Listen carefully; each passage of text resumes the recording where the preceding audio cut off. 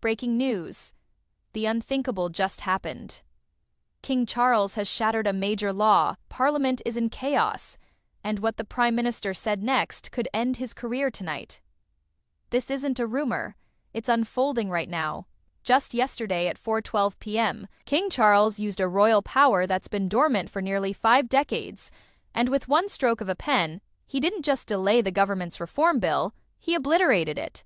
Now Britain's political system is hanging by a thread. Stay with me, because what leaked from inside Downing Street just over an hour ago changes everything about the balance of power between the monarchy and the government in 2025.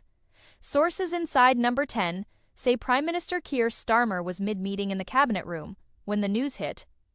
Multiple witnesses confirm the moment, papers flying, tempers snapping. Starmer reportedly shouted, "That senile old man in his castle just destroyed everything we've built. He thinks he can drag Britain back to the days when kings ruled. We'll show him just how powerless the monarchy really is." The room froze. Even his closest advisors were stunned. One minister later told colleagues, "I've served under 3 prime ministers. I've never heard anyone talk about the monarch like that." Within 2 hours, those exact words were plastered across headlines. Someone inside that room wanted the world to know exactly what kind of war had just begun. By the afternoon, Westminster had descended into total anarchy. MPs were screaming across the chamber, Labour versus Conservatives, to the point that Deputy Speaker Eleanor Lang had to suspend Parliament 3 times because nobody could hear over the shouting. Then Conservative MP Jacob Rees-Mogg stood at the dispatch box and thundered, "The Crown has reminded this arrogant government that Britain is a constitutional monarchy, not a Labour dictatorship." The Tory benches roared. Across the aisle, Labour MPs looked pale, some visibly shaking. Constitutional Affairs Minister Nick Simon stormed out, fists clenched, refusing to answer a single question. But the real breakdown wasn't on the floor. It was happening behind the scenes. Labour whips scrambled to hold the party together and failed. By midnight, 3 cabinet ministers had quit. Transport Secretary Louise Hay was first. Her resignation letter, already leaked to the Times, read like a final goodbye. "I cannot serve a prime minister who shows such contempt for the constitutional order that has upheld British democracy for centuries." Moments later, Foreign Secretary David Lammy reportedly slammed a water bottle against the wall, after seeing the latest polls, yelling that Starmer had burned down the party for his own pride. Even Chancellor Rachel Reeves was overheard telling allies, "If he's not gone by Monday, we'll remove him ourselves. I'm not going down with this ship." What you're witnessing isn't politics as usual, it's a government devouring itself from the inside. And then, something no one alive has ever seen before.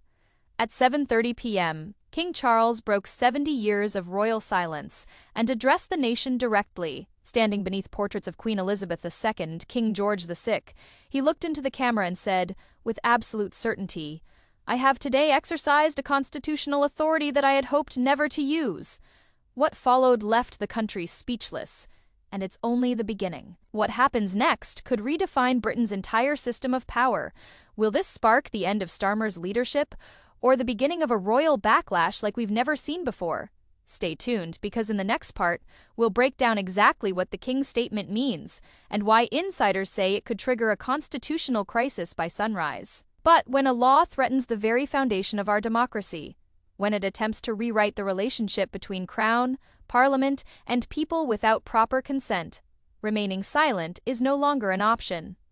I cannot stand by and allow British constitutional traditions to be dismantled. Palace insiders reveal that King Charles spent 3 full days consulting constitutional experts, former prime ministers, and senior judges. Former PM John Major reportedly spent 90 minutes on the phone with the king, reviewing historical precedents and weighing the options. This was not a snap decision. It was deliberate, calculated, and meticulously planned. The impact was immediate and undeniable. By declaring Labour's flagship legislation both dangerous and illegitimate, the king sent shockwaves through the political and financial world. Within 90 minutes of his address, the pound plunged 3.2% against the dollar, the steepest single-day drop since Brexit. Currency traders from London to New York to Tokyo began offloading British assets. A staggering £1.88 billion was wiped from the FTSE 100 in just one trading session. Meanwhile, Labour's own internal polling revealed catastrophic results. Approval ratings fell from 39% to just 21% in 8 hours. In key Midlands and Northern constituencies, support collapsed by nearly 20 percentage points. On social media, the hashtag number Defend the King exploded, becoming the top trending topic worldwide, with over 4.7 million tweets in just 12 hours. The public reaction on the streets was equally dramatic. Protests erupted in cities across Britain: Manchester, Liverpool, Birmingham, Newcastle, with crowds gathering outside Labour offices, demanding Starmer's resignation. Some waved Union Jacks while others held signs reading, "The Crown protects Britain. Starmer, modern traitor." In Leeds, over 3,000 people marched chanting, "God save the King." Even in Glasgow, a traditional Labour stronghold, protesters burned an effigy labelled "Constitutional Traitor" Starmer outside the Scottish Parliament. Veteran Labour MP Stephen Kinnock admitted, "I've been in politics for 20 years, and I've never seen my own constituents turn on the party like this. They feel utterly betrayed." And the reason for that sense of betrayal runs deep. While the nation grapples with this constitutional crisis, British veterans are facing neglect. Take David Harrison, a 71-year-old former paratrooper who lost his left leg in Northern Ireland. He has waited 9 months for a wheelchair ramp at his council flat. "I fought for this country," he told reporters, tears streaming down his face. "And now I can't even get into my own home without crawling." Meanwhile, Labour has allocated £8.4 billion over 3 years for migrant integration programs, including luxury hotel stays and legal aid for asylum appeals. Compare that to Margaret Ellis, a 73-year-old widow whose husband died serving in the Royal Navy. She survives on a state pension of just £156.2 per week, roughly £22.31 per Dalton Y. Asylum seekers in government accommodations receive food, lodging, and services valued at nearly £40 per Dalton Y, almost double what Margaret gets despite her husband's sacrifice. She can only heat one room in winter and eats a single meal a day. When she reached out to her Labour MP for help, she received nothing more than a standard form letter citing competing budget priorities. The contrast has fueled growing outrage. Working-class communities, long Labour strongholds, are turning against Starmer's priorities, and the international response adds pressure. Canadian Prime Minister Mark Carney publicly praised the constitutional monarchy's role in safeguarding democratic stability, reinforcing the King's stance on the global stage. Everyone got the message loud and clear. The global reaction was a direct signal, support for King Charles and a rebuke of Starmer. Across the Commonwealth, leaders spoke out. Australian opposition leader Peter Dutton called Starmer's actions a disgraceful attack on the Crown and said they were an embarrassment to all Commonwealth nations. In New Zealand, Parliament convened an emergency debate, with MPs from across the political spectrum condemning what they described as Labour's reckless attempt to dismantle centuries of constitutional tradition. Even international media went into overdrive. CNN dedicated an entire program to the crisis, while Fox News ran the banner, "British PM declares war on King Nation in chaos." The Wall Street Journal published an editorial titled, "The Collapse of British Political Wisdom." In less than 24 hours, Britain had become a global headline. But here's the twist that could destroy not just Starmer, but the entire Labour leadership. Leaked documents obtained by The Telegraph reveal that Starmer's inner circle foresaw this exact scenario 6 weeks ago. They knew King Charles might block the bill, and according to these papers, they planned for it. Their strategy: use royal intervention as a pretext to strip the monarchy of its remaining constitutional powers entirely. If authentic, these leaks suggest Starmer didn't blunder. He deliberately provoked a constitutional crisis to justify dismantling 1,000 years of tradition. Imagine that, the Prime Minister of the United Kingdom allegedly orchestrating a confrontation with the King to give himself political cover. This isn't just a betrayal of Charles, it's a betrayal of every Briton who believes in the balance of power that has kept the nation stable through wars, depressions, and revolutions. Meanwhile, Nigel Farage is capitalizing on the chaos. Calm, confident, and in control, he appeared on GB News last night. King Charles has done what millions of us have been saying for years.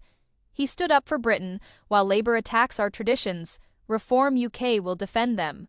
While Labour serves global elites, we serve the British people. The response was immediate.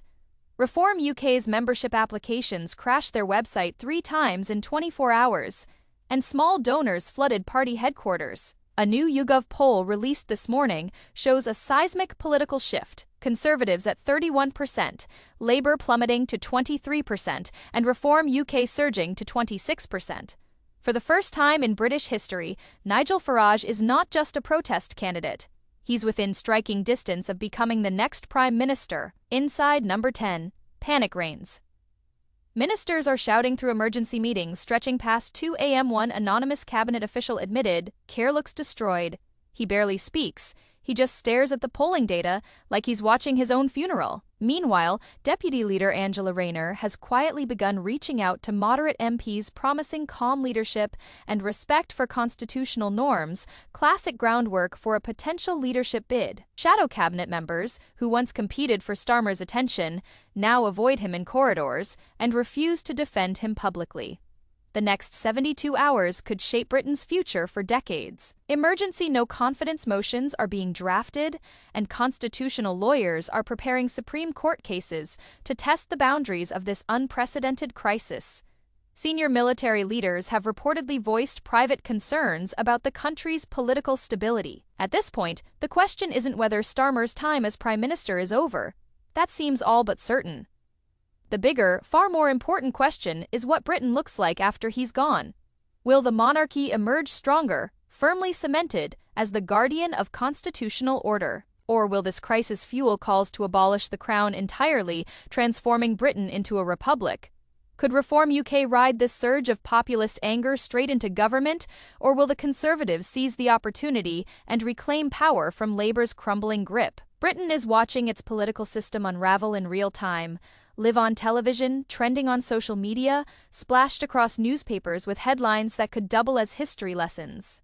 This constitutional crisis will be studied for decades as the moment Britain either remembered its roots or abandoned them forever. Here's what matters most right now. Does Starmer resign by Monday, or will Labour MPs force him out?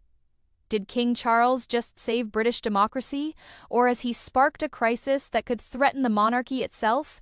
And yes, could Nigel Farage actually become Prime Minister? Drop your thoughts in the comments. We read every single one. If this story shocked you, share it, because while mainstream media spins this to protect Labour, we're giving you the unfiltered truth. Make sure to subscribe and turn on notifications, because tomorrow we'll be revealing leaked WhatsApp messages from inside Starmer's cabinet. Proof that this confrontation was planned from the start. You won't believe what these ministers said about the king behind closed doors. This is the biggest political story in Britain right now, and it's far from over.